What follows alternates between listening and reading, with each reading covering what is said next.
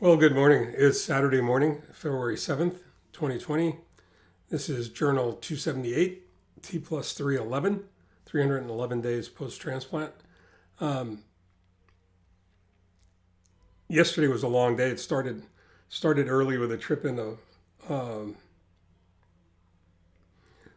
Playa Vista and then ended up at City of Hope while we saw our care team and did follow-up for this last hospitalization.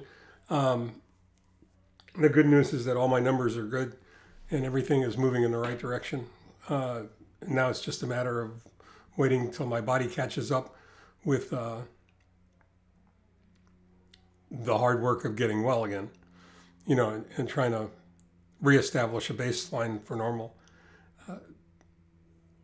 But windshield time is something that I really love, and it's driving. It gives me plenty of time to think.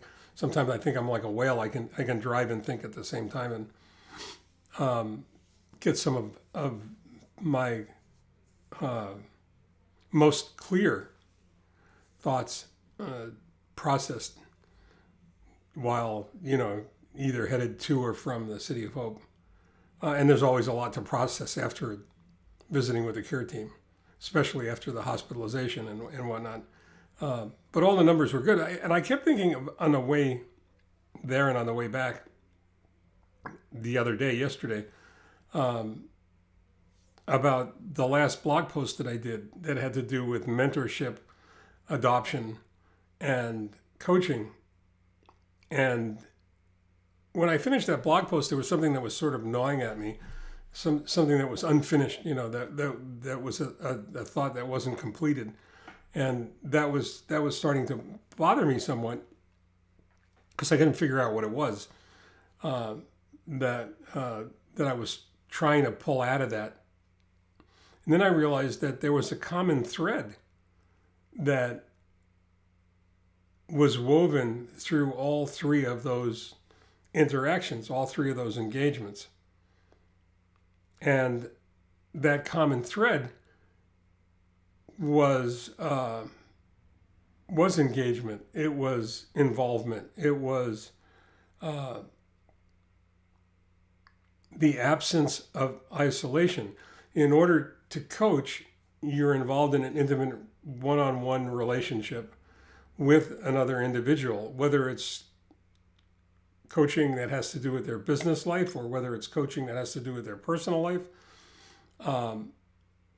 Regardless, it's coaching that has to do with moving from where that person is to where they need to be or where they want to be.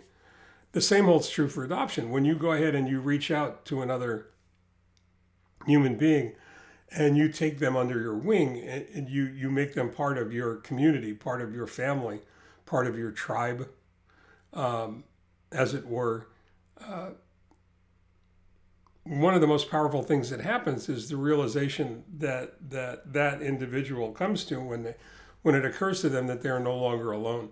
One of the difficult things about being an entrepreneur, about being in business, is the sense of isolation that normally accompanies that.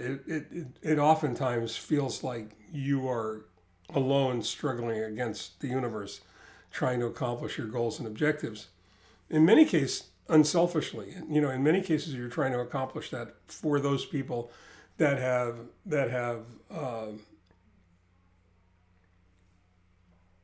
joined their fate to yours. The people that have chosen to work with you and for you. And mentorship, I think, is the same thing. When you're mentoring somebody, there's an active involvement that occurs there. You are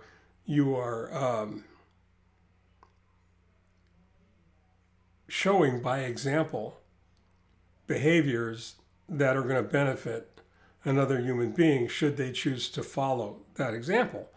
And there's an active participation that occurs between the person being mentored and the person doing the mentoring, and a serious responsibility that you have to be aware of and accept in order to be involved. But all three of those things, there's a common thread running through all of them, and that common thread is is the engagement, involvement, interaction of one human being with another.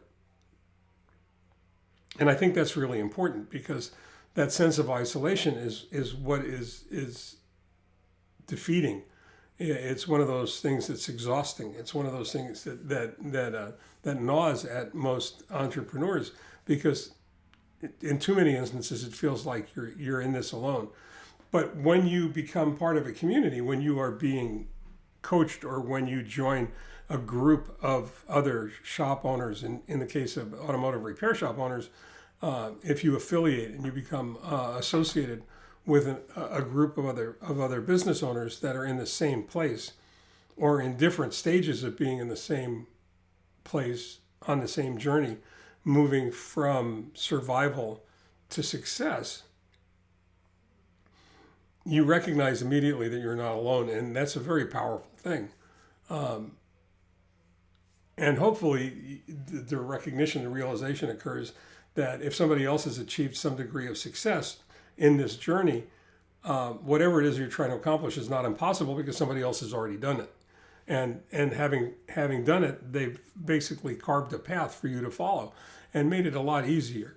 So this interaction, this human involvement, can't be underestimated, because it's so powerful, and it's what ties us together. And to a large degree, I think we're pack animals, right? We like to form ourselves into groups, into packs, into tribes, into clans, into groups,